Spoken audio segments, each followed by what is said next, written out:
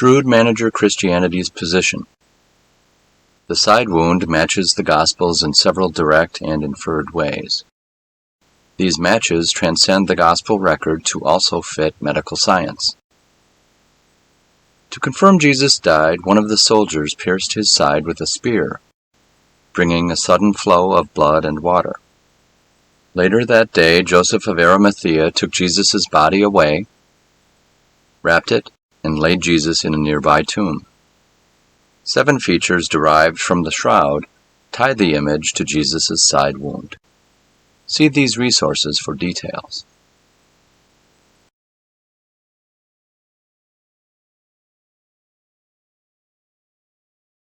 The obvious wound itself is first.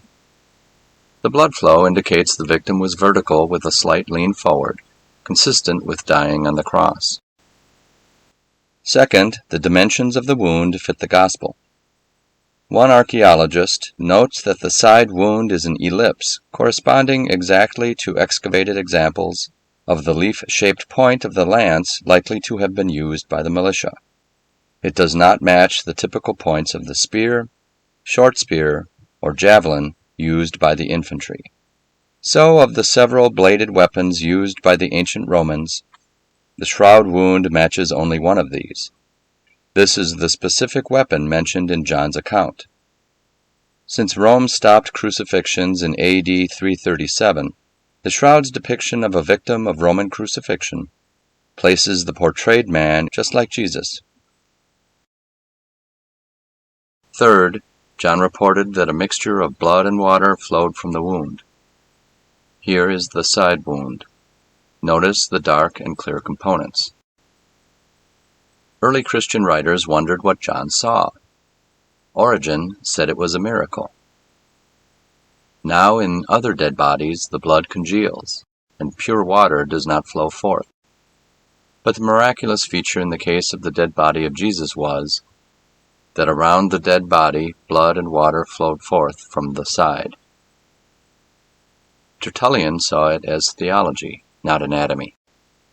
Called by water, chosen by blood, these 2 baptisms he sent out from the wound in his pierced side. Medical experts are more clinical. They've proposed 3 sources for the watery fluid: pleural cavity, pericardial sac, or lungs. A stab to the heart would first pierce one of these 3 sources, causing the water to appear, then the blood.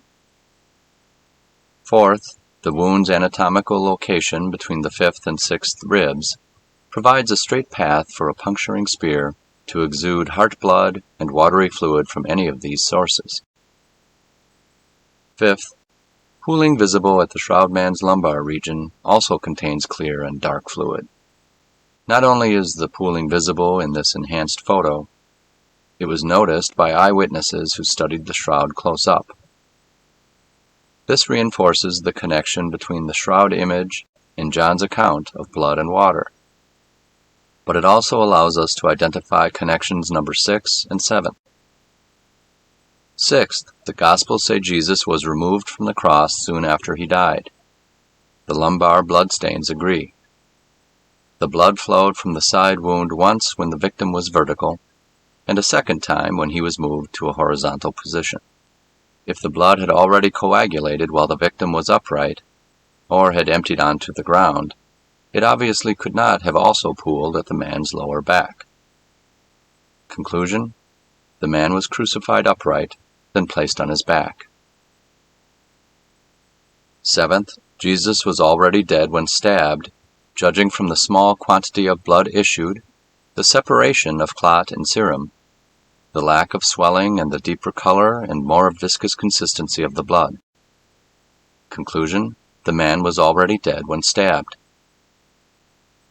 So without chemically analyzing the blood on the shroud, we'll look at that evidence in a later video series. Look at how many precise ways the shroud matches the Gospels, when considering just one wound among hundreds. Several of these connections also tie both the shroud and the Gospels to hematology, anatomy, and history. Next, we'll look at the scourge wounds.